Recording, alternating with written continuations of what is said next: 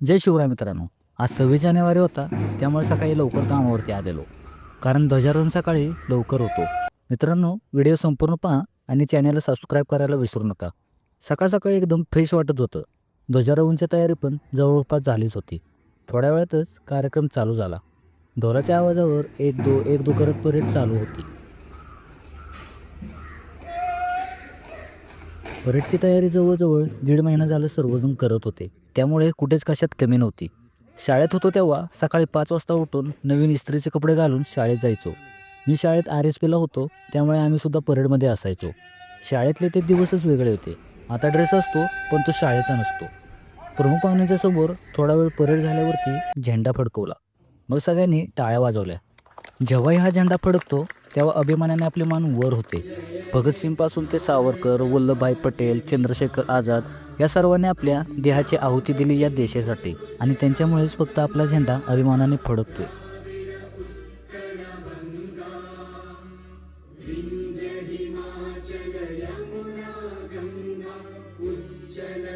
राष्ट्रगीत झाले आणि प्रमुख पाहुण्यांनी सगळ्यांना संबोधित केले.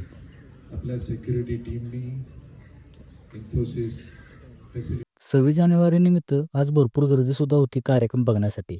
26 जानेवारी आणि 15 ऑगस्ट या 2 दिवशी बरेच जण त्यांच्या फॅमिली मेंबर्सला आतमध्ये कार्यक्रम पाहण्यासाठी घेऊन येतात. आता सांस्कृतिक कार्यक्रम सुरू होणार होते. नृत्याची सुरुवातच केरळमधील पारंपरिक पद्धतीने झाली.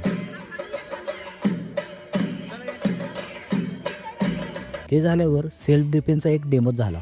स्वतःचं रक्षण स्वतः कसं करायचं हे या डेमोमधून चांगलं दाखवलं.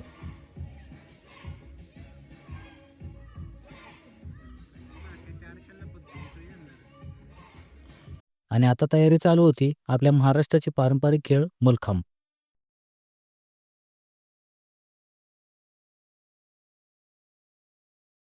कमीत कमी वेळात शरीराच्या प्रत्येक भागाला जास्तीत जास्त व्यायाम देणारा जगातील एकमेव क्रीडा प्रकार असे मल्लखांबाच्या खेळाचे वर्णन आहे. मल्लखांब खेळण्यासाठी 4थी-5वी मधील मुलं असावी, ती सुद्धा त्यांचा खेळ दाखवत होती. कार्यक्रमाची सांगता होण्याच्या आधी ढोल ताशांच्या गजरात आपलं लेझिम चालू झालं. भगवा झेंडा, भगवे कपडे, हातात लेझिम आणि ढोल ताशे हे सर्व एकत्र दिसलं की अंगावरती काटाच येतो.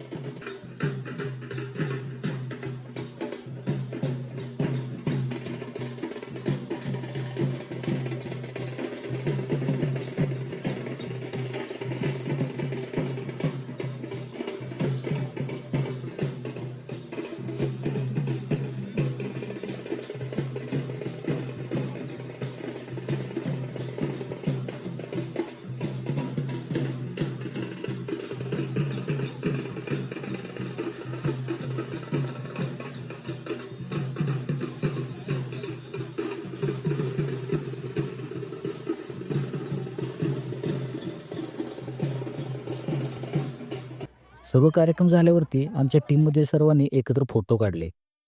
कार्यक्रम झाल्यावरती 1 तासभर काही फोटो काढायला नंबर भेटत नसतो, कारण सगळ्यांचे फोटो काढण्यासाठी धडपड चालू असते. फोटोशूट झाल्यावरती आम्ही नाश्ता करण्यासाठी कॅन्टीनमध्ये आलो. आजच्या दिवशी जेवणाचे व नाश्त्याचे कुपन भेटतात. आम्ही सर्वजण नाश्ता करण्यासाठी आलेलो. टाईम पण तसा होऊन गेलेला नाश्त्याचा. कार्यक्रमामुळे आम्हाला टाईम झालेला यायला. समाधान आणि चिकनींनी पुढाकार घेऊन सर्वांना नाश्ता मिळवून दिला. मग आम्ही सर्वांनी नाश्ता करायला घेतला. असा आमचा 26 जानेवारीचा कार्यक्रम एकदम उत्साहात साजरा झाला.